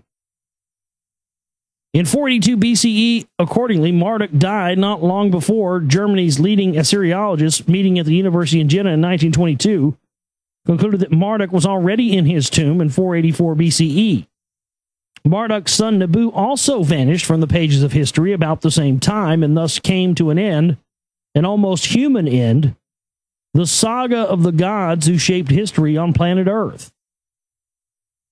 That the end came as the age of the ram was waning was probably no coincidence either. With the death of Marduk and the fading away of Nabu, all the great Anunnaki gods who had once dominated Earth were gone. With the death of Alexander, the real or pretended demigods who linked mankind to the gods were also gone. For the first time since Adam was fashioned, man was without his creators. In those despondent times for mankind, hope came forth from Jerusalem. Amazingly, the story of Marduk and his ultimate fate in Babylon had been correctly foretold in biblical prophecies. We have already noted that Jeremiah, while forecasting a crushing end for Babylon, made the distinction that its god Bel-Marduk was only doomed to wither, to remain, but to grow old and confused, to shrivel and die. We should not be surprised that it was a prophecy that came true.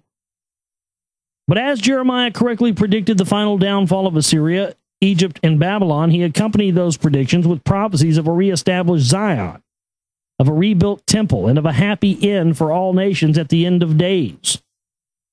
It would be, he said, a future that God had planned in his heart all along, a secret that shall be revealed to mankind at a predetermined future time. At the end of days you shall perceive it. And at that time they shall call Jerusalem Yahweh's throne, and all nations shall assemble there. Isaiah, in his second set of prophecies, sometimes called the second Isaiah, identifying Babylon's God as the hiding God, which is what Ammon meant. Well, that's interesting. So Isaiah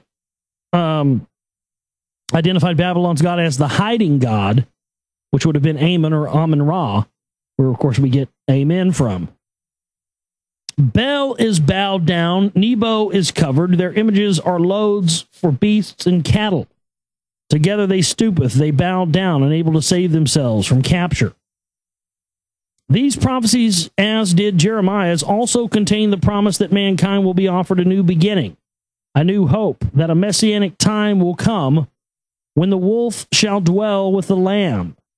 And the prophet said, it shall come to pass at the end of days that the mount of Yahweh's temple shall be established as foremost of all mountains, exalted above all hills, and all the nations shall throng unto it.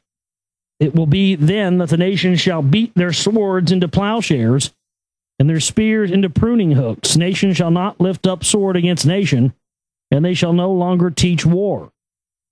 The assertion that after troubles and tribulations, after people and nations shall be judged for their sins and transgressions, a time of peace shall come, was also made by the early prophets, even as they predicted the day of the Lord as judgment day.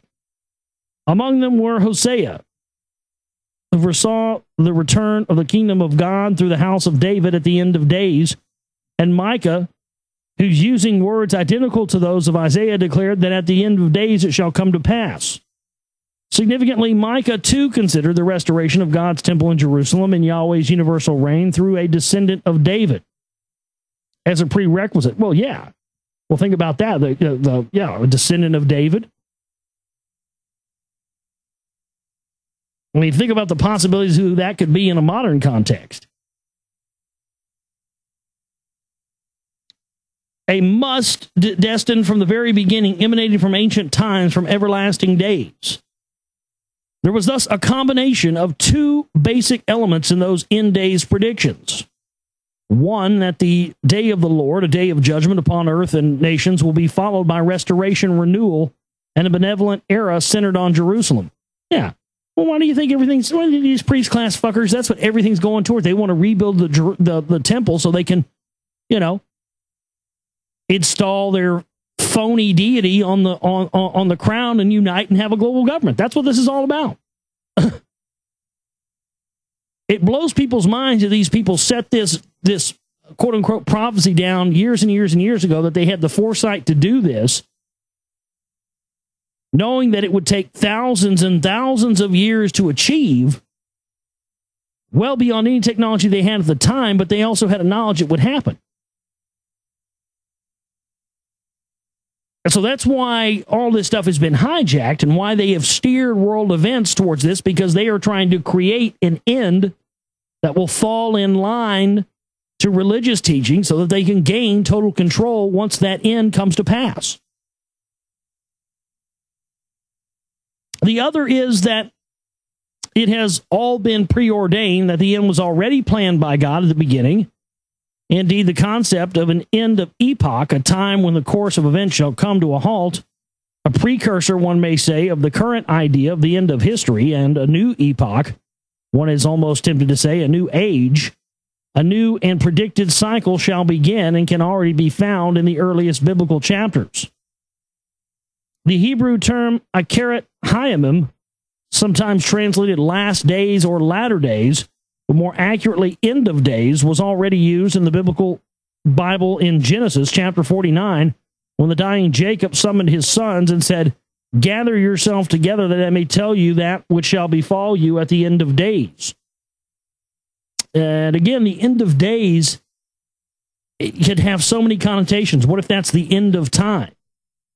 The end of time. I told this story in the chat room last night, and because somebody was bringing up something, or I think it was Rick was bringing up the idea of the Earth being, planets being spaceships, as we talked about last week, and as of, the Earth possibly being a spaceship. And it just triggered this thought. I had this dream last week. It was totally crazy. And I never have dreams like this. It's completely vivid. I had this dream that the sun heated up and expanded to a huge size, like a much larger size than it is now, like, 10 times or 20 times the size of what it is now. And because of this growth of the sun, it basically caused our entire solar system to expand, and it pushed everything out. And so it pushed the Earth, all the other planets, farther out away from the sun, almost naturally by itself, by some unseen force, and which kept us from getting cooked. But what it also did is it also caused our orbit to go around the sun at a much slower rate because we were farther out, which then caused basically they were saying that, everybody was talking about, in my dream, everybody was saying that, I was like, reading news stories, and everybody was talking about it on TV and stuff, and they were saying that essentially that was going to cause humans to live much longer. The quote unquote, maybe that's the end of days. I don't know. But yeah, I had this crazy dream that the sun expanded, it pushed us out farther, and took us longer to go around the sun. So we lived for hundreds of thousands of years. Just a crazy dream, but it kind of made me think of that there. How do we even know that end of days means the end of the world or anything else? That's the whole thing that I found with reading any of these religious texts. And, I used to think the Bible, unless it was bullshit. I don't think all of it's bullshit. I think what the bullshit is that they haven't given us the context. We're going by interpretations that that men have given us over what these terms mean, such as the end of days. But we really don't know exactly that's exactly what they meant by those terms, by the end of days. How do we know that's not the end of a cycle, or as the minds put, the end of the known world and the beginning of a new one? It is a statement followed by detailed predictions that many associate with the 12 houses of the zodiac, that presupposes prophecy by being based on advanced knowledge of the future. And again, in Deuteronomy chapter 4, when Moses, before dying, reviewing Israel's divine legacy and its future, counseled the people thus, when you in tribulation shall be, and such things shall befall you in the end of days, to Yahweh thy God return and hearken to his voice. The repeated stress on the role of Jerusalem, on the essentiality of its Temple Mount as the beacon to which all nations shall come streaming, had more than a theological moral reason.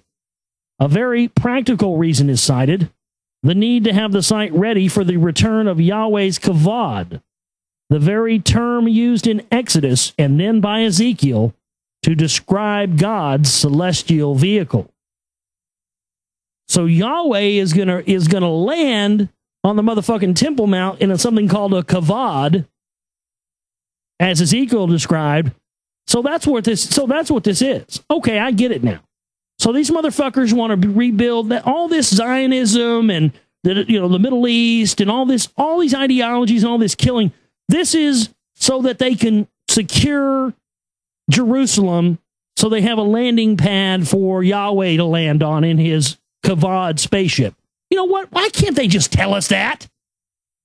God damn it. We'd have a lot less problems on the planet. I think a lot of people would just feel better about that. They just need to get on TV tomorrow and go, look, we're not going to bullshit you anymore. This is what's going down. Yahweh, yeah, he's an alien. Yeah. And he's coming back. He needs a place to park. And I don't know about you, but I'm not going to be the motherfucker standing around with his dick in his hand when the Lord creator of all comes down and his fucking parking spot is not ready. Are you going to want to be the one that wants to deal with that? I'm not. You deal with the big man. You go and tell him that his parking spot's not ready when he gets ready to come down here and park that big celestial boat. Fuck you, buddy. Hellfire and brimstone, and this shit done. That's what they need to do. So, okay, so Yahweh's going to land in Jerusalem on a big fucking thing, and he's going to unite the world, and we're all going to worship him. And we're going to have, peace and honor. And I'm still going to be over here raising my hand going, hey, wait a minute. Hey, wait a minute. Right? He's still a man. He's still not, because we think of God as this. Our idea of the creator is not the same thing as, Yahweh or these gods that can fly around in ships and land on the planet. That's not God. That's not the eternal. That's not the source. That's not energy. Those things are intangible and untouchable. So the idea that a god or someone who we're supposed to worship as being the creator is actually a person just like us who can come down in a ship, I'm not buying that for a second. Fuck you. I'm not getting down and worshiping that. Because it just sounds like a corruption. It sounds like a lie. It sounds like a farce. But guess what? Our whole planet exists around that farce, like it or not. The kavod that will be enshrined in the rebuilt temple, from which I shall grant peace, shall be greater than the one in the first temple. The prophet Haggai was told. Significantly, the kavod's coming to Jerusalem was repeatedly linked to Isaiah to the other space-related site in Lebanon. It is from there that God's kavod shall arrive in Jerusalem. One cannot avoid the conclusion that a divine return was expected at the end of days, but when was the end of days due?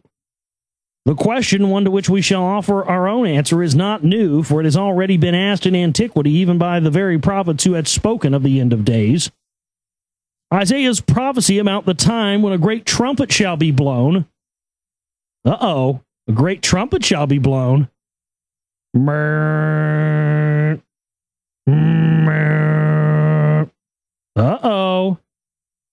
Is that what the fucking sounds coming out of the clouds are? Oh, shit. The great trumpet shall be blown. That's one. Oh, man. See, I was wondering about something like that. Could that be why there's been so much disinfo and cognitive dissonance around these sounds coming out of the sky? Oh, great. Oh, fucking Yahweh's on his way. I'm just not in the mood to worship anybody, dude. I got to concerts for that. Let me go worship fucking, Ozzy or something. Ozzy's a lot more fun to work. Oh, man. this motherfucker, and see, they'll get this whether they stage it or not. You know, it may really happen. They may stage it. But, I mean, God damn, could you think of a better thing to give them a New World Order than, you know, Yahweh landing his spaceship in the middle of Jerusalem and, you know, uniting the world? My God. And then everybody, you know, all the religious zealots and all the government, oh, we're vilified by this. Yes, this is everything we've been telling you about for years. Yeah. Oh, man. Yeah, I didn't even think about that.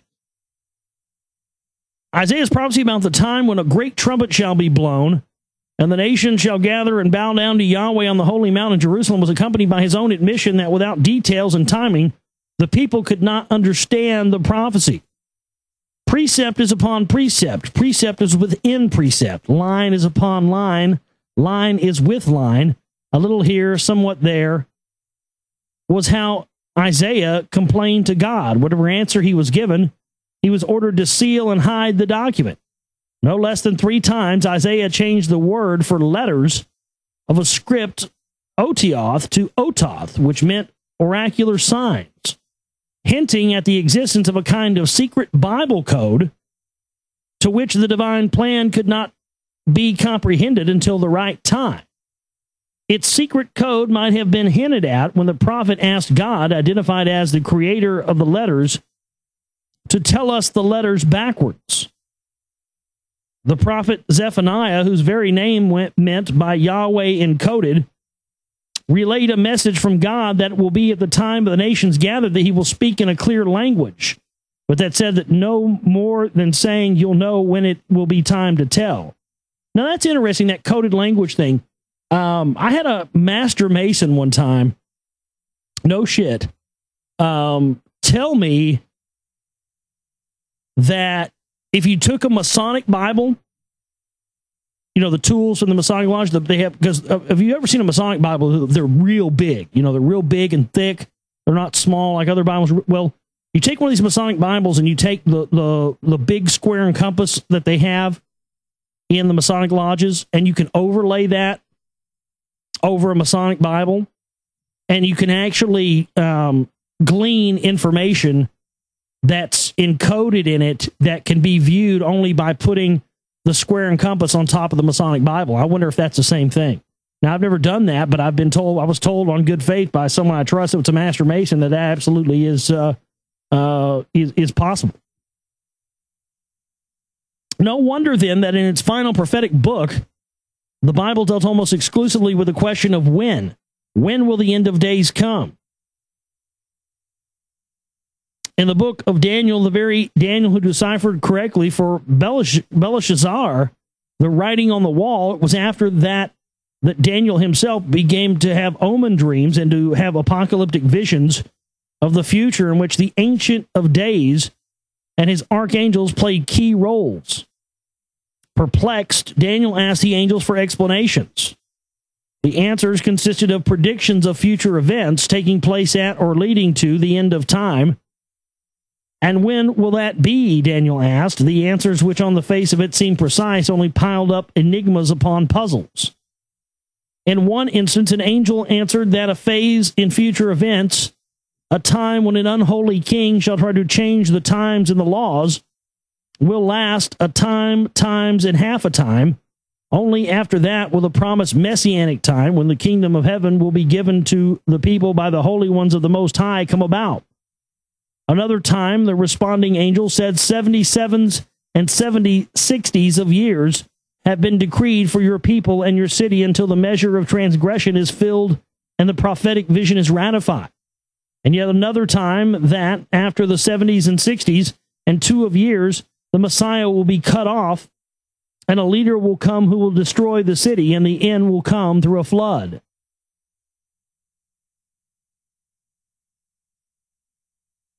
Another flood, so we're going to have another one of those? Great.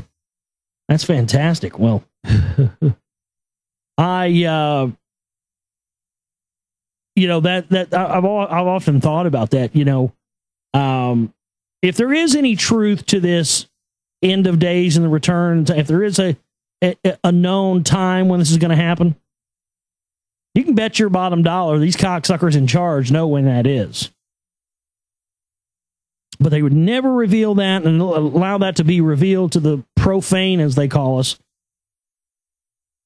Because then, they couldn't run their little Ponzi scheme, their worldwide Ponzi scheme anymore, could they? And they're going to keep that fucker going as long as they possibly can. We're going to stop there for tonight. We'll pick up next time on the broadcast.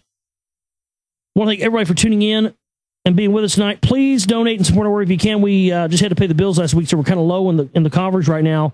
And we really got to reach that goal for our filming budget for this month as well. So please hit that up and help us out. We got about $1,300 left on that, and we need every penny to be able to get our preliminary shooting for the new film done. Because I'm going to have this. This is not going to be a 2-year film. This is going to be out by the summer. Because I'm going to be getting this puppy, bumping it out, and starting to work on whatever the next thing is going to be, while simultaneously working on getting the rock wall dig going and all that stuff. So. All right, folks. TheGlobalReality.com is our website. Again, support us if you can. My name is Josh Reeves. I love each and every one of you, and we'll see you later. You guys have a great one. Take care.